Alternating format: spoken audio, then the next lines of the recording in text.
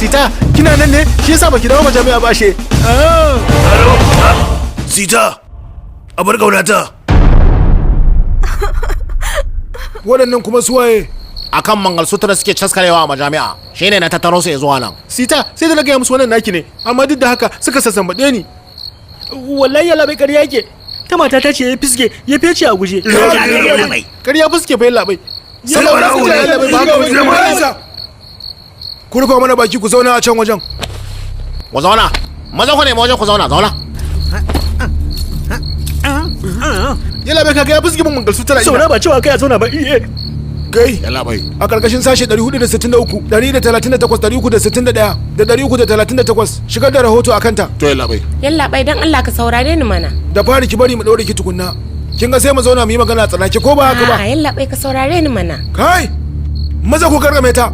Ke Sita tawo mana. Ke ma kina so ki shiga har kallon mu ne? Na kan yana ne ko na kasan yana? Gaskiya ke zazzafa ce. Nawa kike samu a dare daya? Yalla bai dan Allah. Ka fi sani yalla bai. Ni fa yar gidan mutunci ce. A ba ke ko mu ma fa yan mutuncin ne. Na gida ma. A zamanin nan yan gidan na kware ma suna karewa magargama. Me kake kallo ne? Bude magargamar. Bisa dokar kare mata, sashi 46 bisa 4, lambar kundin laifuka 1973, kafin fitowar rana ko kuma bayan saukar rana, kama mace a bisa doka ta haramta.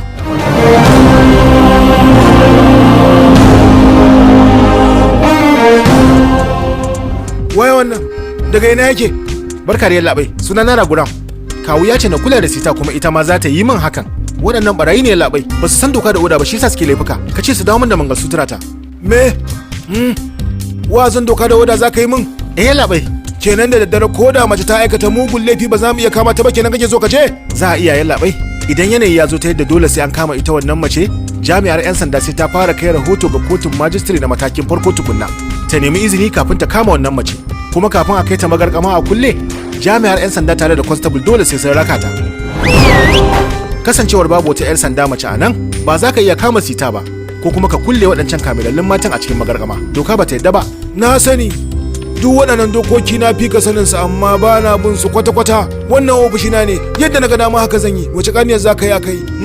Kaga ka saurara. Kar ka sake ciwo komai kai. Kadan layi baya.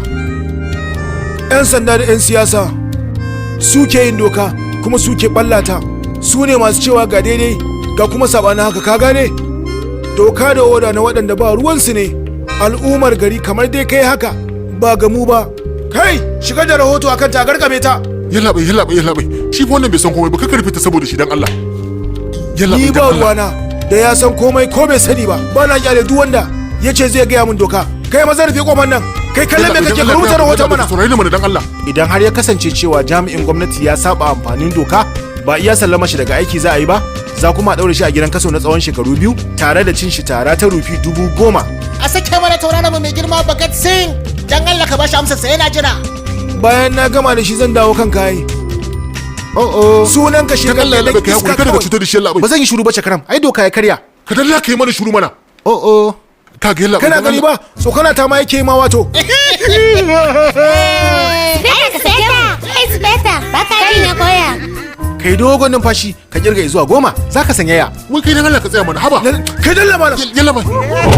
Idan ka sake furta wata magana wallahi sai na alburushe ka. Ka harbe ni mana yalla bai. Ko baka harba motar zan mutu. Yau tun da naga ka samu wanda ya taka ma burki.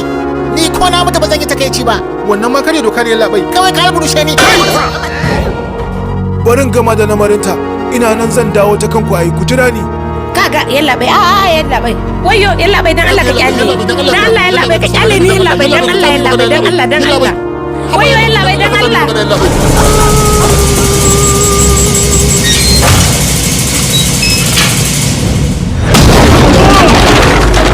Kai namijin gaske ne fa. Macece ne kai. Sita.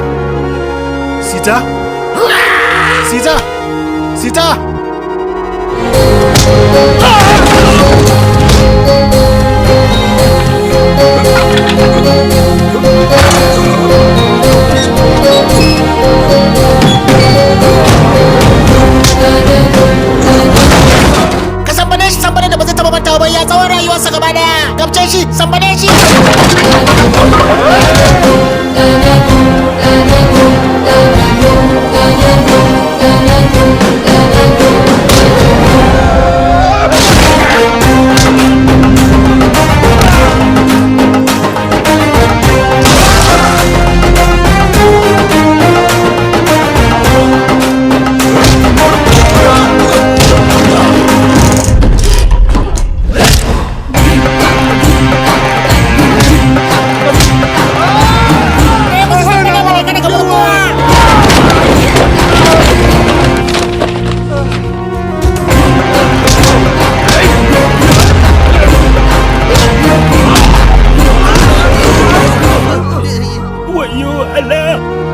tunaninsa ne yake mazgan mu koko haka abin yake zuwa kawai a gare mu.